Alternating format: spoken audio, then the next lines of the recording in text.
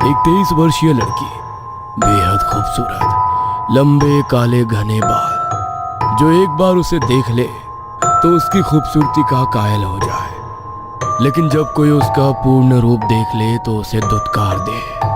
भगवान ने मोहिनी को इतना सुंदर रूप तो दिया था, लेकिन शरीर से वो विकलांग थी। बचपन में हुए एक एक्सीडेंट ने उसे शरीर से अपाहिज बना दिया। वो बचपन में अपनी उम्र के बच्चों को खेलते, भागते, दौड़ते देखती तो उसका मन अंदर ही अंदर की चोट उठता। उसकी जिंदगी अब उसकी व्हीलचेयर पर सिमट कर रह चुकी थी। वो सबको दौड़ते देखती तो अपने व्हीलचेयर को घर की तरफ मोड़कर घर के आंगन में पहुंचते ही अपना चेहरा छिपाए आंसुओं से अपना दर्द बयान करने लगती। अंदर ही अंदर वो इतनी ज्यादा घुटती कि अब तो किसी से बात करना भी उसे अच्छा नहीं लगता था। उसकी एक छोटी बहन वैशाली भी थी, जो उसे एक छोटी नहीं बल्कि एक बड़ी बहन की तरह प्यार करती थी। वो मोहिनी को उदास देखती तो हमेशा उसकी उदासी दूर करने के नए नए तरीके खोजती। मम्मी, दीदी कहाँ है? मैं कब से उन्हें ढूंढ रही हूँ। बेटा, मोहिनी अपने रूम में है। फिर से उसने आज खाना नहीं खाया। मैंने बहुत कोशिश की, लेकिन वो खुद को कमरे में बंद किए हुए है, किसी को अंदर नहीं आने दे रही। कुछ खाया भी नहीं उसने। आप चिंता मत करो मम्मा, मैं दीदी को खाना खिला दूंगी। आप मुझे खाना दे दो। कहने को वैशाली की उम्र कम थी, लेकिन इतनी कम उम्र में भी वो बहुत समझदार हो चुकी थी। अपनी बहन की उदासी वो एक पल भी देख नहीं पाती थी। मोहिनी अक्सर जब भी उदास होकर बिना खाए पिए खुद को जब अपने कमरे में बंद कर लेती थी तो वैशाली ही उसे बहला फुसलाकर अपने हाथों से खाना खिलाती थी। शायद बचपन से ही वैशाली ने खुद से ज्यादा अपनी बहन का ख्याल रखा और खुद से बढ़कर ही उसे प्यार किया। समय बीता और दोनों बहनें जवान हुई, लेकिन दोनों की जिंदगी बहुत अलग थी, जिसका असर कहीं ना कहीं अब मोहिनी के दिमाग पर होने लगा। धीरे धीरे अपनी बहन की चिंता और प्यार उसे कांटे की तरह चुभने लगा। अरे दीदी, आप दाई माँ के कमरे में क्या कर रही हो? मैं कब से आपको ढूंढ रही हूँ। पहले आंगन में ढूंढा, फिर आपके कमरे में, और देखो आप मिली भी तो कहाँ पर मिली। क्यों, मैं अपने कमरे या आंगन के अलावा कहीं नहीं जा सकती हूँ क्या? कोई पाबंदी है मुझ पर? अरे नहीं दीदी, मेरे कहने का वो मतलब नहीं था। अच्छा ये सब छोड़िए, ये देखिए मेरा रिजल्ट। आपकी छोटी बहन ने कॉलेज में टॉप किया है। अच्छा, ये तो बहुत अच्छी बात है। थोड़ी थकान सी हो रही है, मुझे अपने रूम में जाना है। अच्छा ठीक है, चलिए मैं आपको आपके रूम में छोड़ आती हूँ। क्यों छोड़ोगे तुम मुझे मेरे रूम तक? पैरों से अपाहिज हूँ, लेकिन हाथ काम करते हैं मेरे। खुद अपनी व्हीलचेयर चलाकर अपने रूम तक जा सकती हूँ मैं। नहीं दीदी, मेरे कहने का वो मतलब नहीं था, आप गलत समझ रही हैं। मोहिनी ने वैशाली की बात का कोई जवाब नहीं दिया और हाथों से व्हीलचेयर के पहिए घुमाती हुई गुस्से में अपने कमरे में चली गई और दरवाजे को गुस्से में पटकते हुए बंद कर दिया। वो कमरे में लगे ड्रेसिंग टेबल के सामने जाकर बैठ गई और खुद को आईने में देखते हुए रोने लगी। ये सब दिखाकर आखिर क्या जताना चाह रही है वो? कि मैं कभी कॉलेज नहीं जा पाई, मैं भी आज अपनी जिंदगी में सब कुछ हासिल कर रही होती। अगर उस एक्सीडेंट में अपाहिज ना हुई होती तो मैं भी वो जिंदगी जी रही होती जो आज वैशाली जी रही है।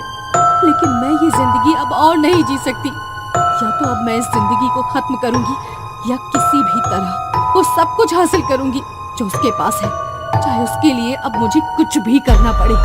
मोहिनी ने गुस्से में आईने में देखा और ड्रेसिंग टेबल पर रखे सारे सामान को इधर उधर फेंकने लगी। गुस्से में अक्सर वो खुद पर काबू खो बैठती थी और वैशाली को ही उसे शांत कराना पड़ता था। सामान के टूटने की आवाज सुनकर वैशाली दौड़ती हुई मोहिनी के कमरे में आई और उसे शांत करने के लिए उसने उसे अपने सीने से लगा लिया। सब ठीक है ना दीदी? क्या हो गया? कुछ नहीं हुआ, छोड़ो मुझे, छोटी बच्ची नहीं हूँ मैं। जाओ यहाँ से और मुझसे बिना पूछे दोबारा मेरे कमरे में मत आना। लेकिन दीदी मैं तो, जाओ यहाँ से, मुझे कुछ समय अकेले रहना है। अब ठीक है दीदी। वैशाली मोहिनी के कमरे से बाहर निकली और उसने दरवाजे को हल्का बंद कर दिया, लेकिन उसके वहां से जाते ही मोहिनी के चेहरे पर एक अजीब सी मुस्कुराहट छा गई। उसने अपनी मुट्ठी खोली तो उसमें टूटे हुए 2-3 बाल थे। जब वैशाली ने उसे गले से लगाया था तब उसी मौके का फायदा उठाकर मोहिनी ने उसके कुर्ते पर गिरे उसके बाल के कुछ टूटे हुए बालों को ले लिया। मुझे जो चाहिए था आखिरकार मिल ही गया। अब सब ठीक हो जाएगा, सब ठीक हो जाएगा मोहिनी। अब तुझे ज्यादा समय तक ये अपाहिज की जिंदगी नहीं जीनी पड़ेगी, नहीं जीनी पड़ेगी ये जिंदगी। कुछ देर बाद सबने खाना खाया और 1 घंटे बाद मोहिनी की माँ उसके कमरे में उसे दवाई देने के लिए आई। आज वैशाली से गुस्सा हो गई तू, इसीलिए आज मैं तुझे दवाई खिलाने आई हूँ। क्यों छोटी बहन पर गुस्सा करती है? ये ले, दवाई ले और आराम से सो जा। उसकी माँ ने उसे दवाई दी और वहां से चली गई। लेकिन मोहिनी ने दवाई नहीं खाई। उसने दवाई को मुंह से निकाला और जमीन पर फेंक दिया। रात के लगभग 1:30 बजे का समय था। घर में सब लोग गहरी नींद में सो चुके थे। मोहिनी के बिस्तर के बगल में उसकी व्हील चेयर रखी थी। उसने जैसे तैसे अपने हाथों का सहारा लिया और व्हील चेयर पर बैठने लगी। बड़ी जद्दोजहद करके वो अपनी व्हील चेयर पर बैठ पाई और अपनी अलमारी की तरफ गई। उसने अलमारी खोली तो कपड़ों के नीचे एक किताब रखी थी। उसने उस किताब को निकाला और व्हील चेयर घुमाकर अपने बिस्तर की तरफ आ गई।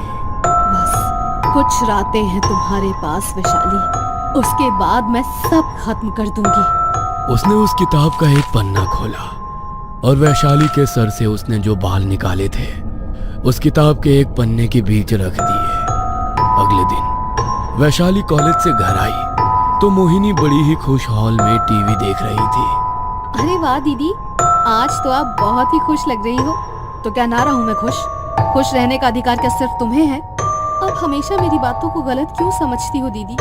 मैं भला क्यों चाहूंगी कि आप खुश ना रहो? वैशाली को आज मोहिनी की बात का बुरा लग गया तो वो वहां से जाने लगी। लेकिन मोहिनी ने जानबूझकर अपनी व्हील चेयर आगे कर दी।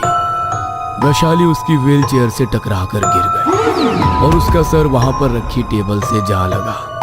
उसके माथे पर हल्की चोट लगी और माथे से खून निकलने लगा। अरे I am so sorry Vaishali, मुझे नहीं पता था कि तुम गिर जाओगी। तुम्हें ज्यादा लगी तो नहीं ना? नहीं दीदी, कोई बात नहीं, ज्यादा नहीं लगी, हल्की सी चोट है।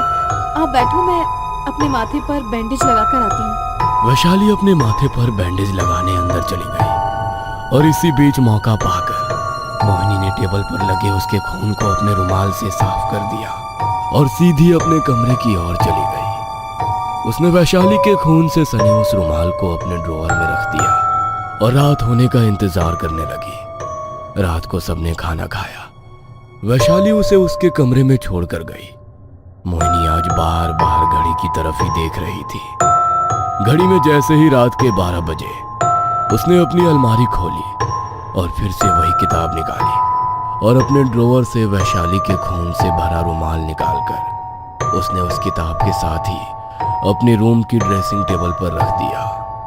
पूरे कमरे में अंधेरा था। वैशाली ने अपनी ड्रेसिंग टेबल का ड्रॉअर खोला और उसके अंदर से एक कैंडल और माचिस निकाली। उसने कैंडल को जलाया तो सामने ड्रेसिंग टेबल के शीशे में उसका